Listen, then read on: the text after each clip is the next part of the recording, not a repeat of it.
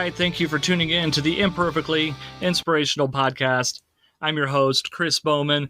So glad to have each and every one of you tuning in. And if you are new to this podcast, welcome. We're so glad to have you. I ask that if you find value out of this, go ahead and give us a 5-star review on whatever platform you're listening to and subscribe so you don't miss out on the newest episodes. Also, if you can share us, let's help get the word of God spread out so hopefully we can make an impact around the world. And speaking of around the world, I'm excited to share that we have actually been listened to throughout several countries. We've been in the UK, we've had Hong Kong, and we've had the Philippines, as well, of course, as the United States. So to all of those of you listening abroad and, of course, in the United States, that's awesome. Thank you so much for helping us spread the word. But with that out of the way, let's go ahead and jump into the topic this week. We're going to talk about idols and the importance of God in our life, because I think all too many times, especially in today's society, we're not putting God first like we used to.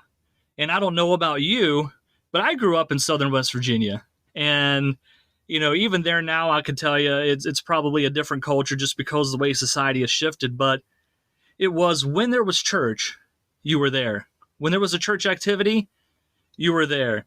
And if you happened to miss because of some reason, you didn't really miss. You knew everything that happened. You knew what went on. You were still focused on God. And I don't see that as much anymore. And I want to give this little disclaimer. When I give these podcasts, I'm talking to myself too, folks. I'm right there with the majority of all y'all. So these things are teaching me as much as they're hopefully teaching you as well. So, but to get back on topic here, you know, society and even ourselves anymore as Christians, we're not putting God first. And I really want to give an example. We're going to read a passage today, but I'm going to tell the story of Exodus 32, and I want to kind of compare that to today. So Exodus 32, if you're not too familiar with it, I'm just going to tell the story. That is, Moses is up on the mountain talking to God, and the Israelites are down there kind of waiting. They're like, wait a minute, we're not hearing any words of what we need to do. You know, how are we supposed to worship God? What do we do? See, and they were losing their patience, I guess you could say.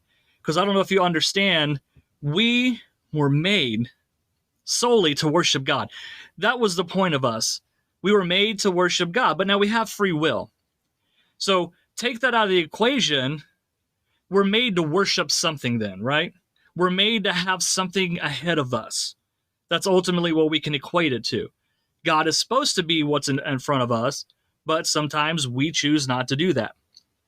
And also, it's more often than not that we do.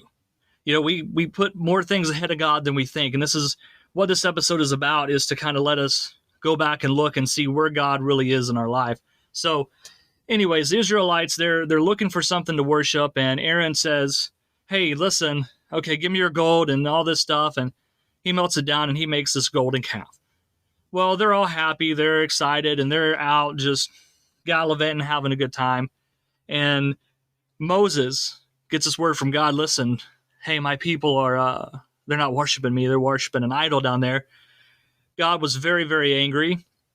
And so Moses says, hey, God, listen, you know, he calms God down. God was ready to just wipe everybody off the map there. And so Moses calms God down. Moses goes down to talk to them, and he is, of course, very angry. But so angry as such that he takes this golden calf, and he fires it up, he melts it down, he grinds it up, he puts it into water, and he makes them drink it.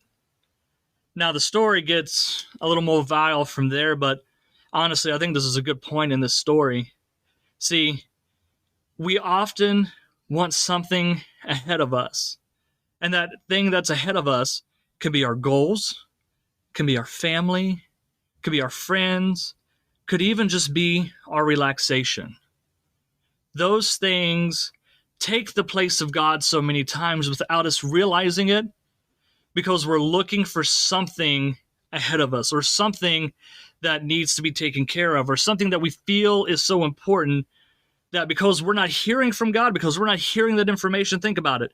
Moses was up talking to God. He wasn't giving all this information to the people, so they felt they needed something to be focused on, right? Instead of taking the initiative themselves to continue to focus on God when there was some silence, when there wasn't things going the way that they were expecting, they chose to worship something else, right? This is you in your life. This is me in my life. How many times have you taken a job that you always had a Sunday shift and you didn't try to find a Saturday service, or you didn't go to God in the Word because you were too tired? How many times did you schedule your kids for something on a Sunday? Maybe they had all Sunday sports teams. Well, you go every Sunday, but you don't spend time with God. How many times did you have Sunday fun day, but you decided not to put God in that because you needed your rest, because you wanted your family to be important? You wanted these things in your life that you felt were valuable, that you felt needed to be done. You didn't do them. I mean, you didn't worship God. You did those things instead of worshiping God. See, this is what the people of Israel were doing in this story. They didn't hear from God. They felt they needed to be doing something just because God wasn't there speaking to them at the moment, just because God wasn't in their face saying, hey, hey, hey, hey, hey. They decided that they were going to do something else. See, ultimately, when we don't hear from God, when we're not seeing that movement from God in our lives, we tend to start focusing on these other things that are more present. And ultimately, what happens is there's a demise of those things. And the example of that is the golden calf when Moses destroyed it. I want to give you this example here, guys, and listen to it. When Moses destroyed that golden calf, think of these things in your life that you are putting before God. And I know this sounds tough, but think about it. Your family. If you're spending all your time with your family, but you're not putting God first, and you're missing out on church, and you're missing out on family fellowship with God, you're missing out on telling your kids about God, your family's going to struggle. Your Sunday fun day where you want to just relax because you don't have any other days throughout the week, if you put that over going to church, if you put that over spending any time with God, it's not going to be such a relaxing day. Your job that you never asked to get time off for to go to church, or maybe that you don't make up for that time with God in your life, you're going to be very unhappy at that job. Now, I want to make sure everybody knows that it is clear that having God in your life doesn't mean you're free from trials and tribulations. It just means you're going to get through them a lot easier. But when you don't put God first in your life is a representation of that calf. It is going to be destroyed and you're going to end up drinking it. It's not going to be a pleasant experience. So we have to put God first. And I could tell you for a fact that those things have happened to me. I went through a period of time in my life where I put my goals and my ambitions before God, and it felt like I was climbing a mountain I could never achieve it. But the moment that I put God first, my goals second, those goals just started to come to me. It was a lot easier to achieve. Not saying that I didn't have any issues, but there's a lot more peace in the moment. If you put God first and then you spend time with your family, you're going to enjoy those moments. If you put God first and then find some relaxing time, it's going to be more relaxing. If you put God first and then work hard to provide for your family, you're going to be able to do better than you could ever imagine. But you have to have God first in this moment. You have to have God first in anything that you do. Make sure that you're in prayer. Make sure that you're meditating. However you do it, you go into your prayer room, you go on the side of the bed, you're praying while you're driving, whatever it is that you do, put God first. I want to read a passage. I'm going to read this whole passage because this is the attitude that we need to have about God.